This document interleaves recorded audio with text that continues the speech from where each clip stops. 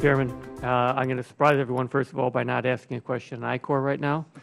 If you were here this morning, you know we talked about that. I talked about an opening statement, but let's go to talking about funding for social, behavioral, and economic sciences. And of course, I have to disclose I do have a PhD in political science, and at one time had an NSF grant, a very, very small one, when I was in grad school. But as Dr. Arvizu had mentioned about the amendment in the House, well, the amendment in the Senate, we did have an amendment in the House defunding political science research, which it didn't wind up going through, but then the Senate version that limited the grants to those promoting national security, economic interests. We had the majority leader of the House talk about questioning the funding of social sciences, and Dr. Arvizu, you pointed out Eleanor Ostrom, political scientist who got NSF funding, received NSF funding, won the Nobel Prize. I could point out NSF-funded research by L. Roth and others who did research in the kidney exchange matching program that led to over 125 kidney transplants since 2007. Research that directly saved lives, and he received the 2012 Nobel Prize in Economics for his work. So there's a lot of social science work that we could talk about that does have an impact, a direct impact on people's lives. So I want to give Dr. Marrett the opportunity to talk about the value of social science research, why the NSF funds it. And the other thing is, first I want you to start out by telling us what percentage of NSF funding goes into the SBE directorate. So, Dr. Marrett, if you could. All right. I'll get you the exact percentage, but of the $7 billion budget for NSF for the social, behavioral, economic sciences, it's just over $259 million. So this is not the large fraction of the support in these fields. Now, when I think about the social, behavioral, economic sciences, let me start with our notion of what is important when we think of science. Science, we especially emphasize, has to do with using an approach that is systematic, orderly, it is theoretically driven, and it is the findings, there is replicability. So it's more in the approach that one takes than the phenomena that would be considered. That means that you can apply this approach to any number of areas, fields, questions. And that's the way in which we say then the social, behavioral, economic sciences follow the same model that one sees for the physical sciences, for the life sciences, for engineering at the National Science Foundation. Now, what about the investments? It's possible to talk about the particular kinds of projects, as we often do, but it's also very important of the link to this other concern we have, and that's attracting people's interest, attracting young people often. Even though for the National Science Foundation and for decision makers, we often think about science and engineering being important for the innovation in the nation. But I've said on more than one occasion, I can't think of very many 10-year-olds who will say, I want to be a scientist or engineer so I can innovate for the nation.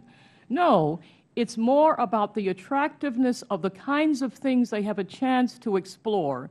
And that exploration that can take place, we call it the chance for the authentic experiences. The authentic experiences can occur through any number of realms, and that's where we've discovered that the social behavioral sciences, along with, again, the life sciences, physical sciences, become important means through which any number of young people, older people as well, get to understand something about the way in which processes occur and can question, can understand the dynamics that can be at play. So that's probably a longer way around to what was a very interesting question about what we have in mind. And that's why we remain so committed to the notion of we want to see that the best work is done in all fields because of the consequences that can be there yes, for the problems the nation faces, but also for the curiosity that we often have as human beings about the worlds we inhabit, the worlds that we create. Well, very quickly, I'm out of time. Thank you, Dr. Marrett. But I wanted to, I came from an engineering background, had a couple degrees in engineering before I went into political science.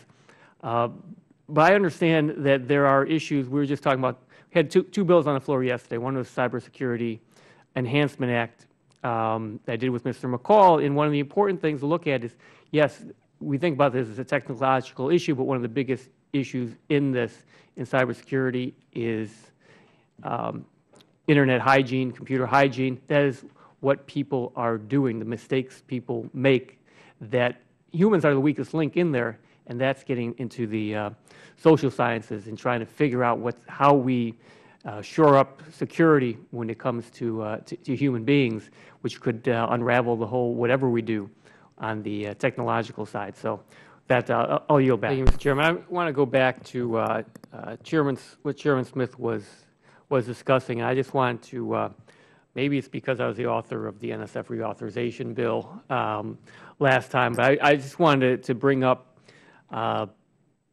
something that we put in there.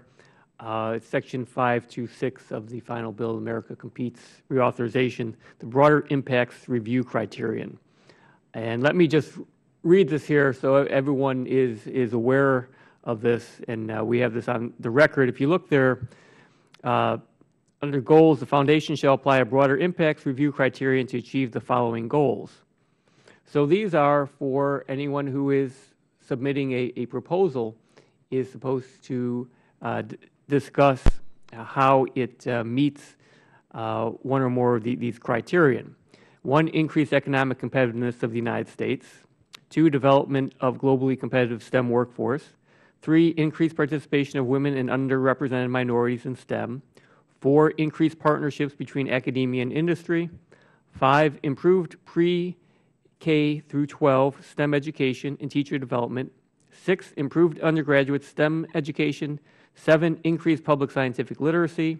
And 8, increased national security. So you have bookend there, increased economic competitiveness, and increased national security there is number 8. But so right now, those are to be considered when any proposal is being reviewed by the NSF. So I just wanted to, I don't think I really had a question. I want to make sure that I brought that out there, that this is already, we codified it for the first time in the reauthorization, which was in the Competes reauthorization, NSF reauthorization, and the Competes reauthorization back in 2010. So I just want to have that out there for the record. I don't know, there's no need for a comment, but if Dr. Marrett or Dr. Arvizu had anything to add to that, you're welcome to add it. If not, I can just move on. I suppose my only comment is, since Dr. Arvizu had said the board would be willing to think about the benefits to the nation, what those the criteria are already. Perhaps they don't say a benefit to the U.S., but that's really what they are directed towards. So that's the way I interpret your comments. That's certainly what we intended and put those specific categories out there.